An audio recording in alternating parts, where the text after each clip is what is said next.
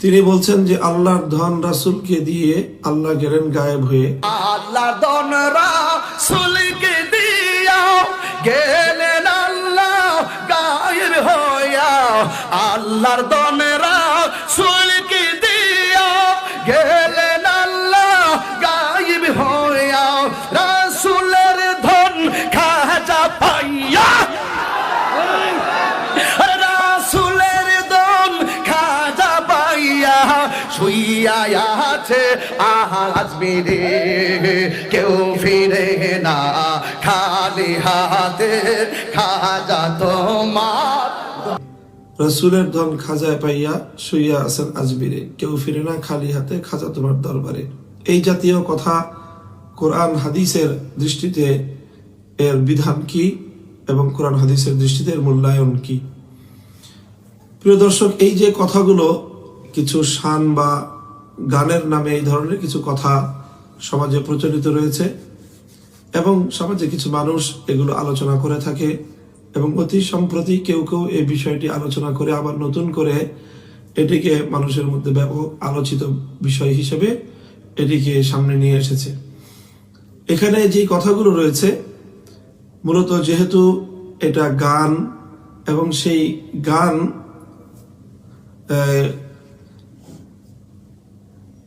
আজমিরে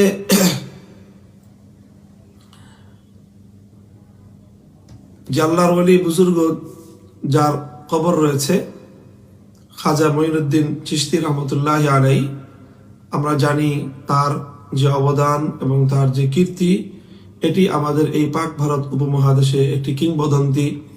লক্ষ লক্ষ মানুষ যার উসিলায় এবং যার পথ প্রদর্শনে ইমানের হেদায়েত পেয়েছিল, আলো পেয়েছিল।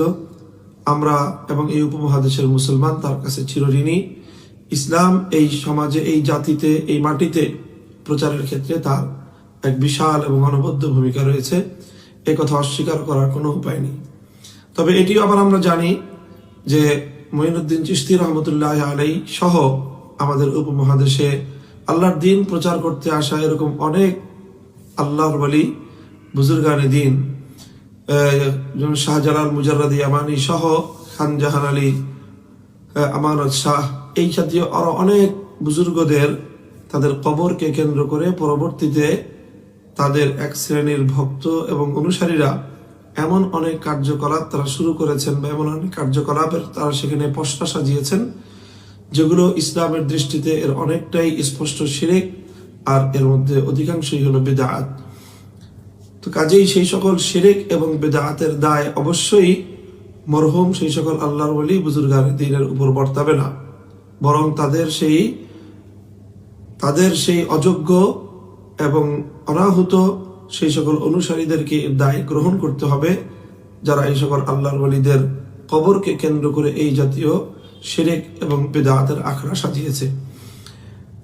দ্বিতীয় যেই কথা হলো যে এখানে যেই সুনির্দিষ্ট যেই কথাগুলো উল্লেখ করা হয়েছে সেই কথাগুলোর উপর ভিত্তি করে আসলে কোনো ব্যক্তি সম্পর্কে অথবা এই কথাগুলো সম্পর্কে আমাদেরকে যদি শরীয়তের বিধান আলোচনা করতে হয় তাহলে শুধু কথার বাহ্যিক শব্দের উপর আলোচনা করাটাই এখানে যথেষ্ট নয়, বরং যে এই কথাগুলো লিখেছে এবং যে এই কথাগুলো বলছে, গাইছে, তার যে উদ্দেশ্য কি, তার নিয়ত কি এবং সে কি উদ্দেশ্যে এগুলো বলছে, সেই উদ্দেশ্যের সাথেও এর ঘনিষ্ঠ সম্পৃক্ততা রয়েছে। যেমন আলোচ্য গানটির মধ্যে 3টি কলি রয়েছে। আল্লাহর ধন রাসূলকে দিয়ে আল্লাহ গেলেন গায়েব হয়ে। স্বাভাবিকভাবেই আল্লাহ পাক রব্বুল আলামিন তো আলিমুল গায়েব। আল্লাহ রাসূলকে কোনো ধন দিয়ে আল্লাহ গায়েব হয়ে যাওয়া, ধন দেওয়ার পরে গায়েব হয়ে যাওয়া, এই জাতীয় কোনো বিষয় তো আসলে বাস্তবতার সাথে সামঞ্জস্যপূর্ণ নয়। আল্লাহ তো আলিমুল গায়েব। আল্লাহ গায়েব হয়ে যাওয়ার কি অর্থ, বিষয়টি এখানে এটি একটি গোলক ধাঁধার মতো একটি বিষয়। সুতরাং দ্বিতীয় যে বিষয়, রসুলের ধন খাজা পাইয়া শুয়ে আছেন আজমিরে। রসুলের ধন মঈনুদ্দিন চিশতি রহমতুল্লাহ আলাইহি পেয়েছেন। এর স্বাভাবিক অর্থ আমরা এটা ধরতে পারি যে আল্লাহর পক্ষ থেকে রাসূল সাল্লাল্লাহু আলাইহি ওয়াসাল্লাম ওহী পেয়েছেন, আল্লাহর পক্ষ থেকে আসমানি ইলম এসেছে আল্লাহ রাসূলের নিকট, এবং আরো অনেক সরাসরি ফয়ুজ এবং বারাকাত আল্লাহর পক্ষ থেকে আল্লাহ রাসূলের কাছে এসেছে। রাসূল সাল্লাল্লাহু আলাইহি ওয়াসাল্লাম থেকে সেটি পরম্পরায় সনদের মাধ্যমে উম্মতের আলেম সমাজ, উম্মতের মুহাদ্দিসিনগণ সেটিকে তারা গ্রহণ করেছেন, এবং সেটি পর্যায়ক্রমে তাওয়ারুসের মাধ্যমে এবং ধারাবাহিকতার মাধ্যমে একজন থেকে আরেকজন শিক্ষা গ্রহণ করেছেন, এবং নবীজির সেই পক্ষ থেকে উম্মতের জন্য রেখে যাওয়া আমানতগুলো পরবর্তী যুগের উম্মতের আলেমরাও তারা ধারণ করেছেন। কাজী রাসূলের ধন বলে যদি এখানে বোঝানো হয়ে থাকে রাসূল সাল্লাল্লাহু আলাইহি ওয়াসাল্লামের ওয়াহির ইলম, তো সেই ওয়াহির ইলম পরম্পরায় মানে পর্যায়ক্রমিকভাবে মুঈনুদ্দিন চিশতি রহমতুল্লাহ আলাইহি পেয়েছেন, এটি তেমন কোনো আপত্তিকর কোনো কথা নয়। তো রাসূল সাল্লাল্লাহু আলাইহি ওয়াসাল্লামের যে ফয়ুজ এবং বারাকাত, রাসূল সাল্লাল্লাহু আলাইহি ওয়াসাল্লামের যে উলুম মাআরিফ, রাসূল সাল্লাল্লাহু আলাইহি ওয়াসাল্লামের যে হাদিস এবং অন্যান্য যে বক্তব্য, সেগুলো অন্যান্য আলেমদের মতো তিনি মুঈনুদ্দিন চিশতি রহমতুল্লাহ আলাইহি পেয়েছেন, এটাতে সন্দেহ বা এটাতে আপত্তিকর তেমন কিছু আমি দেখছি না। বাকি এর পরের যেই কলিটি, সেটি অত্যন্ত একটি ঝুঁকিপূর্ণ একটি কথা, সেটি আপত্তিকর কথা, যে কেউ ফিরে না খালি হাতে খাজা তোমার দরবারে।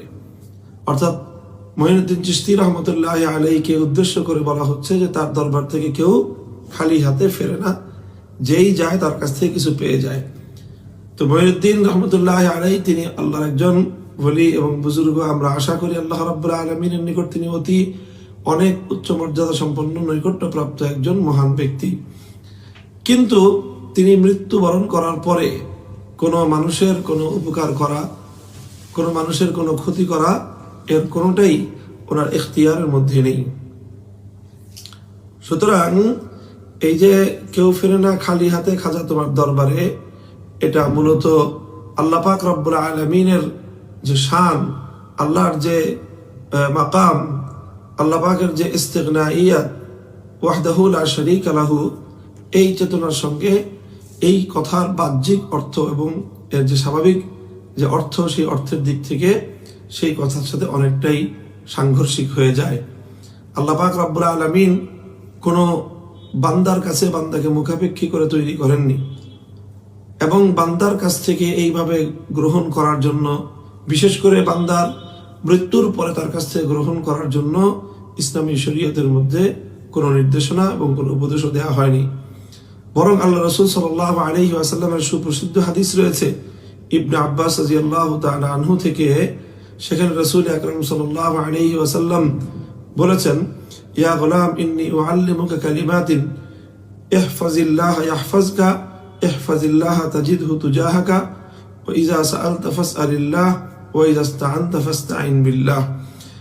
ইমাম তিরমিজি রহমতুল্লাহ আলাইহি বর্ণিত হাদিসটির শেষাংশে আল্লাহ রাসূল বলেছেন, যখন তুমি কিছু চাইবে তো আল্লাহর কাছে চাইবে, যখন সাহায্য প্রয়োজন হয় তখন আল্লাহর কাছ থেকে সাহায্য নিবে।